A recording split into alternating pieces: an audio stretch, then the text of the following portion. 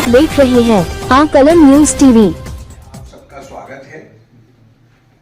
इस आज की हमारी प्रेस वार्ता 2 चरणों में है। पहले चरण में हम सरकारी कर्मचारियों के बारे में बात करेंगे, दूसरे चरण में मनीष सिसोदिया जी की चिंता करेंगे। प्रेस वार्ता को हमारे प्रदेश अध्यक्ष श्री वीरेंद्र सचदेवा जी और हमारी सांसद और प्रदेश की मंत्री बहन बांसुरी स्वराज जी संबोधित करेंगे। दिल्ली प्रदेश के यशस्वी प्रदेश अध्यक्ष आदरणीय वीरेंद्र सचदेवा जी, बड़े भाई प्रवीण शंकर कपूर जी, बड़े भाई विक्रम जी और यहाँ उपस्थित मीडिया के बंधुगण, आदरणीय प्रधानमंत्री श्री नरेंद्र मोदी जी नववर्ष चढ़ते ही पूरे भारत के और खास करके दिल्ली के सरकारी कर्मचारियों के लिए एक बहुत ही बड़ा तोहफा, एक बहुत ही बड़ी भेंट दी है। आदरणीय प्रधानमंत्री श्री नरेंद्र मोदी जी के नेतृत्व में कैबिनेट ने 8वें केंद्रीय वेतन आयोग के यानी कि 8th पे कमीशन के गठन के मंजूरी दे दी है। इससे आप देखेंगे कि पूरे भारत में 48.62 लाख केंद्रीय कर्मचारियों को इससे लाभ होगा। 67.85 लाख पेंशन भोगियों को लाभ होगा। और अगर हम केवल अपनी दिल्ली, अपनी राजधानी की बात करें तो 4 लाख से ज्यादा कर्मचारियों को इससे फायदा मिलेगा। आप देखेंगे कि ये बहुत ही ज्यादा महत्वपूर्ण निर्णय है क्योंकि इसके कारण 92% से बढ़ोतरी होने वाली है वेतन में। इसके कारण जो महंगाई का भत्ता है यानी डीए में भी वृद्धि होगी। जो होम के लिए अलाउंसेस होते हैं यानी घर खरीदना आसान हो जाएगा, रेंट करना आसान हो जाएगा। और ये पे कमीशन की रिकमेंडेशंस 2026 से लागू हो जाएंगी। इस अनूठे उपहार के लिए, इस दूरगामी, इस दूरदृष्टि वाले निर्णय के लिए दिल्ली प्रदेश हमारे यशस्वी प्रदेश अध्यक्ष वीरेंद्र सचदेवा जी के साथ समस्त भाजपा दिल्ली प्रदेश आदरणीय प्रधानमंत्री श्री नरेंद्र मोदी जी का आभार और अभिनंदन प्रकट करती है। जैसा अभी बांसुरी जी ने बताया, दिल्ली के 4 लाख कर्मचारियों को सीधा लाभ इस 8वें वेतन आयोग का होने वाला है। हर्ष का विषय है कि जैसे हम बार बार कहते हैं कि माननीय प्रधानमंत्री जी के संरक्षण में समाज के हर वर्ग की चिंता की जा रही है, तो इसका हम स्वागत करते हैं, अभिनंदन करते हैं। साथियों, अभी 2 दिन पहले जो सवाल हमने पूछा था उसकी गुत्थी अभी सुलझी नहीं है। 2020-21 कोविड का दौर, अरविंद केजरीवाल की 40 गुना आमदनी बढ़ना, सैफ अली खान, सलमान खान, बाबा आजमी, उन सब पर ज्ञान देने वाले अरविंद केजरीवाल इस मुद्दे पे गूंगे बन के बैठ जाते हैं। दिल्ली का चुनाव है अरविंद बाबू, जवाब तो देना पड़ेगा, पैसा कहां से आया है और सिर्फ उसी दौर में क्यों आया है 40 गुना, कोई तो सोर्स होगा। और आप चुप रहेंगे और हम नहीं पूछेंगे तो ऐसा है नहीं। जनता के प्रति जवाबदेही हर राजनीतिक दल की होनी ही चाहिए और खासतौर से ऐसे व्यक्ति की विशेष रूप से जिसने लोगों को धोखा देने का काम किया, जिसने लोगों को लूटने का काम किया। अभी हम केजरीवाल के चुप रहने का रहस्य समझ रहे थे,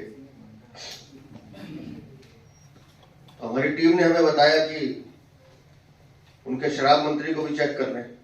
अमूमन आप देखिए उनके एफिडेविट में तो उनके एसेट्स वगैरह में से कुछ नहीं दिखता है, नॉर्मल सिंपल जैसे बाकी लोगों का होता है।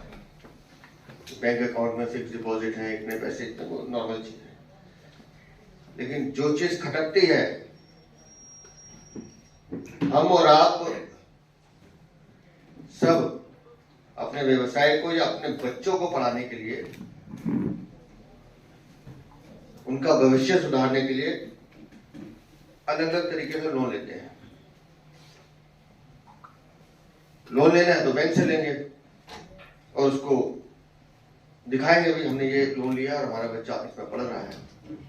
मनीष सिसोदिया भी लोन लेते हैं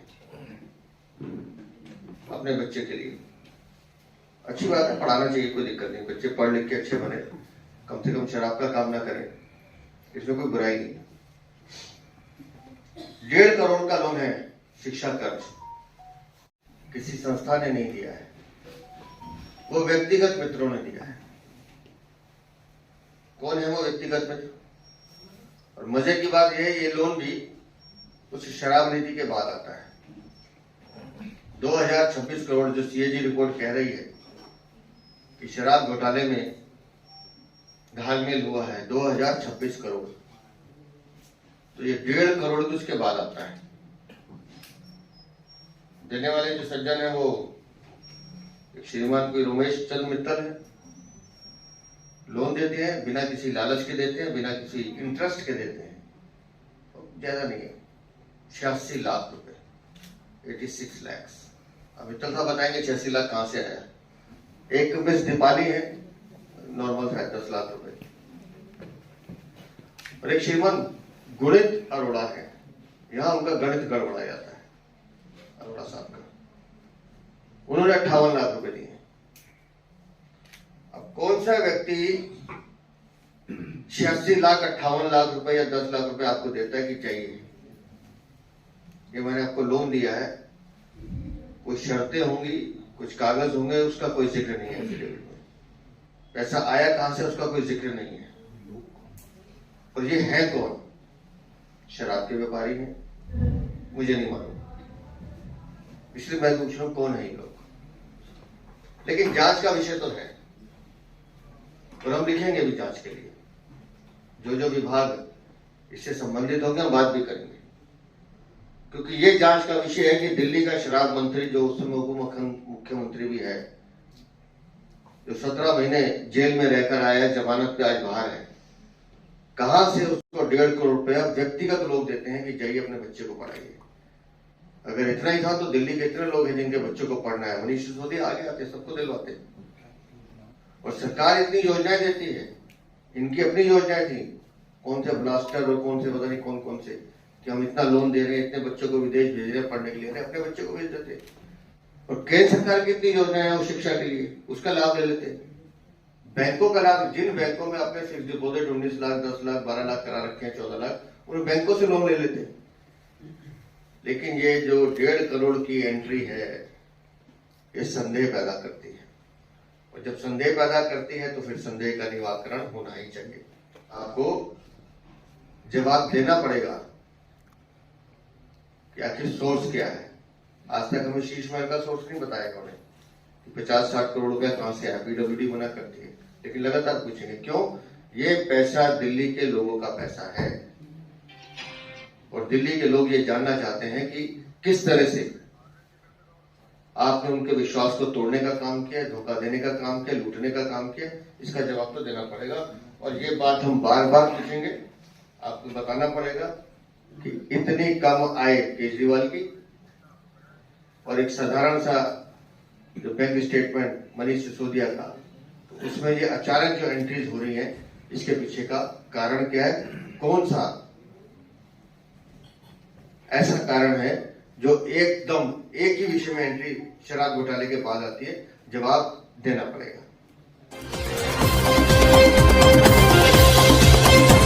आप देख रहे थे जोगिंदर डोगरा के साथ कलम न्यूज टीवी।